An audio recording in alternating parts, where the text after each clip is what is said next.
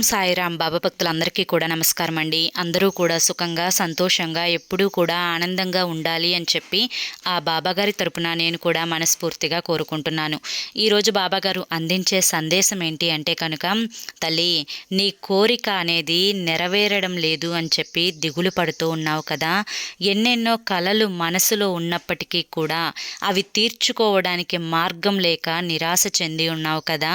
అయితే జనవరి 31 లోపు ఇది నీ కంట పడితే నిజంగా నువ్వు చాలా చాలా అదృష్టవంతురాలివమ్మా అని చెప్పి ఏదో తెలియని సందేశాన్ని ఈరోజు బాబాగారు మనకు అందించాలి అనుకుంటున్నారండి.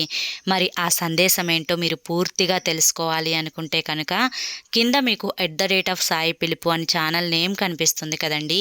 ఆ నేమ్ కింద ఉన్న ప్లే బటన్ని కానీ టైటిల్ని కానీ మీరు క్లిక్ చేస్తే మీకోసం బాబాగారు చెప్పాలి అనుకుంటున్న ఫుల్ వీడియో ఉంటుంది, ఓపెన్ అవుతుంది, చూడండి.